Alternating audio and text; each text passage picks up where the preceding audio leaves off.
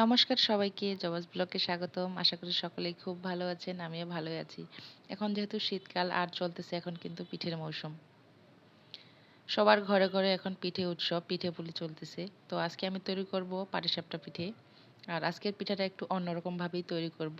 তার জন্য আমি এখানে 1 লিটার দুধ নিয়ে নিয়েছি। দুধটাকে জাল দিয়ে একটু ঘন করে নেব।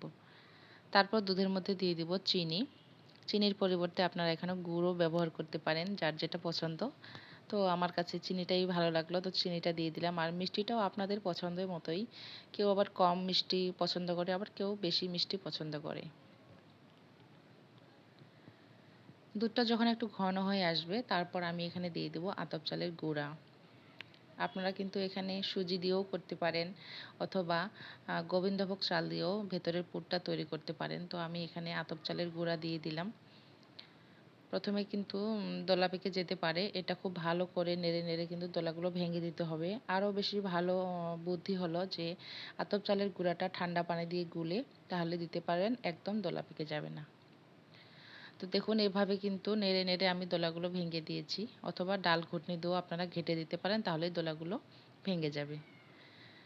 এখন আমি দিয়ে দিচ্ছি গুঁড়া দুধ। গুঁড়া দুধটা কিন্তু অপশনাল, আর দিলে কিন্তু টেস্ট একটু বেশি হবে। তো হাতের কাছে থাকলে দিবেন, না থাকলেও না দিলেও চলবে। তারপর এভাবে এটা একটু গাঢ় করে নেব। তো এটা হয়ে গেছে, এখন একটু ঠান্ডা করতে দিব। তারপর ব্যাটারটা তৈরি করার জন্য আমি এখানে 2 কাপ নিয়ে নিলাম আতপ চালের গুঁড়া, আর দিয়ে দিলাম চিনি, আর 1 কাপ পানি দিয়ে দিলাম। এভাবে হ্যান্ড উইচ দিয়ে হালকা করে নেড়ে নেড়ে আমি ব্যাটারটা তৈরি করে নেব। ব্যাটারটা কিন্তু খুব যে ঘন হবে তাও না, আবার খুব যে পাতলা হবে সেটাও না। তারপর দিয়ে দিলাম একটা ডিম।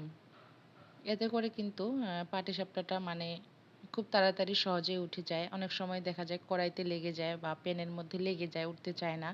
কিন্তু ডিম আর সুজি দিলে কিন্তু খুব সহজেই উঠে যায়। ঠিক এরকম হবে ব্যাটারটা। এখন আমি এই ব্যাটার থেকেই সামান্য একটু ব্যাটার অন্য একটা বাটিতে তুলে নেব।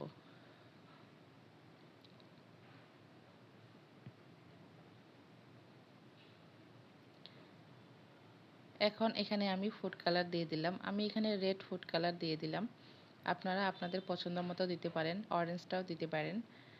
তো ফুড কালারটা দেওয়ার পর কালারটা অনেকটাই সুন্দর লাগতেছে। এখানে পিঙ্ক কালার হয়ে গেছে, যদিও রেড ফুড কালার, তো এটা পিঙ্ক কালার হয়ে গেল।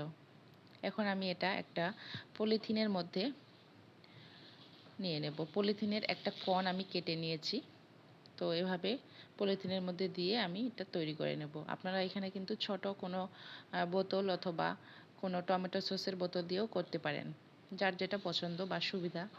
তো আমার কাছে এটাই সুবিধার মনে হলো, সেজন্য আমি এটা দিয়েই করতেছি। আর এভাবে কেচি দিয়ে কিন্তু আমি কোণটা একটু ছোট্ট করে কেটে নেব। তারপর দেখুন, ফ্রাই প্যানে এভাবে সুন্দর করে ঘুরিয়ে ঘুরিয়ে, ঠিক কোয়েলের মতো করে ঘুরিয়ে ঘুরিয়ে দিয়ে দিব।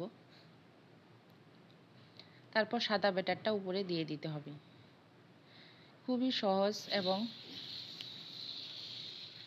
খুব তাড়াতাড়ি হয়ে যায়। তারপর ভেতরের পুরটা দিয়ে দিলাম। সাইড দিয়ে এভাবে এপাশ ওপাশ করে উল্টে দিয়ে ব্যাস হয়ে গেল পাটিসাপটা পিঠা। দেখুন, দেখতে কত সুন্দর লাগতেছে। এভাবে আমি কিন্তু সবগুলো পাটিসাপটা পিঠেই তৈরি করে নিয়ে নিলাম।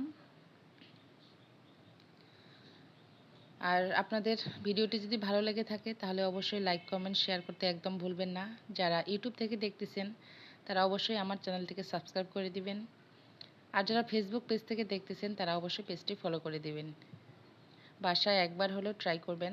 আর এভাবে তৈরি করে যদি বরকে খাওয়ান, তাহলে তো বর আরও খুশি হয়ে আপনাকে অনেক অনেক বেশি ভালোবাসবে, বা পরিবারের সবাই কিন্তু খুশি হবে।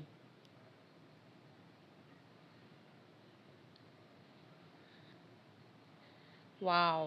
দেখুন, দেখতে কত সুন্দর লাগতেছে পিঠেগুলো। দেখতে যেমন সুন্দর, খেতেও কিন্তু অসাধারণ। আশা করছি আপনাদের ভিডিওটি খুব ভালো লেগেছে।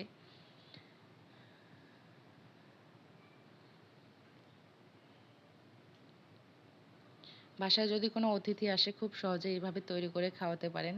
খুবই পছন্দ করবে। তো সবাই ভালো থাকবেন, সুস্থ থাকবেন। ধন্যবাদ সবাইকে।